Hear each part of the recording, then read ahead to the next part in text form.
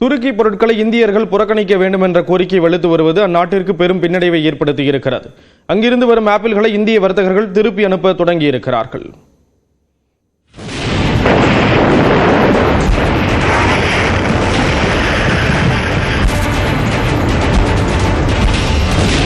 India Pakistan நாடுகளுக்கு இடையிலான மோதலில் பாகிஸ்தானுக்கு ஆதரவளித்த வெகு சில நாடுகளில் துருக்கியும் ஒன்று. ஆபரேஷன் சிந்தூரின் போது பயங்கரவாதிகளின் முகாம்களை இந்தியா தாக்கி அடித்ததற்கு துருக்கி வெளிப்படையாக கண்டனம் தெரிவித்தது. இதேபோல் அசர்பைஜானும் பாகிஸ்தானுக்கு ஆதரவளித்து வருகிறது. இந்தியா பாகிஸ்தான் மோதலின் போது துருக்கி விமானப்படையின் C-130 ஜெட் விமானம் பாகிஸ்தானுக்கு வந்தது. இதேபோல கடந்த வாரம் துருக்கியின் போர்க்கப்பல் ஒன்றும் கராச்சி துறைமுகத்திற்கு வந்தது.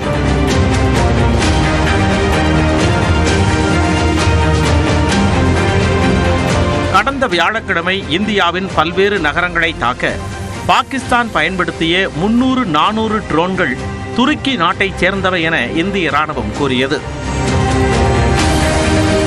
துருக்கியில் இருந்து மார்பிள், ஆப்பிள், தங்கம், காய்கறிகள், சிமெண்ட், கனிம எண்ணெய் உள்ளிட்ட பொருட்களை இந்தியா இறக்குமதி செய்கிறது.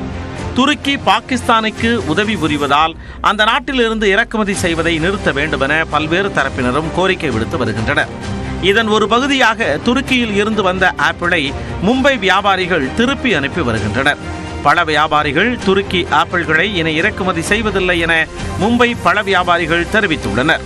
இதனால் அந்நாட்டிற்கு 1200 முதல் 1500 கோடி ரூபாய் வரை வர்த்தக பாதிப்பு ஏற்படும் என கூறப்படுகிறது. துருக்கியில் இருந்து மார்பிள் இறக்குமதி செய்வதை நிறுத்த உதய்பூர் வியாபாரிகள் ஒருமனதாக முடிவு செய்துள்ளனர்.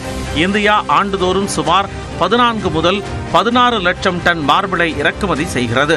இதில் 70% துருக்கியில் இருந்து வருகிறது. இதனால் துருக்கிக்கு பெரும் வருவாய் இழப்பு ஏற்படும் என்று கணிக்கப்பட்டுள்ளது. இதேபோல் துருக்கி மற்றும் அசர்பைஜான் நாடுகளுக்கு செல்வது கணிசமாக குறைந்துள்ளது. இந்த இரு நாடுகளுக்குமான முன்பதிவுகள் 60% குறைந்துள்ளன. அதே நேரத்தில் பயணங்களை ரத்து செய்வது 250% அதிகரித்துள்ளது. அசர்பைஜான் மற்றும் துருக்கிக்கான நாடுகளுக்கான அத்தியாவசியமற்ற பயணங்களை தவிர்க்க வேண்டும் என சுற்றுலா நிறுவனங்கள் மக்களை கேட்டுக்கொண்டுள்ளன. துருக்கியில் தற்பொழுது 3000 இந்தியர்கள் வசித்து வருகின்றனர். இதில் 200 மாணவர்களும் அடங்குவர். அசர்பைஜானில் 1500 இந்தியர்கள் வசித்து வருகின்றனர். இதனிடையே துருக்கியின் இனோனு பல்கலைக்கழகத்துடன் டெல்லி ஜவஹர்லால் நேரு பல்கலைக்கழகம் மேற்கொண்டிருந்த ஒப்பந்தம் ரத்து செய்யப்பட்டுள்ளது. தேசிய பாதுகாப்பிற்கு அச்சுறுத்தல் ஏற்பட்டுள்ளதால் ஒப்பந்தம் ரத்து செய்யப்படுவதாக ஜவஹர்லால் நேரு பல்கலைக்கழகம் குறிப்பிட்டுள்ளது.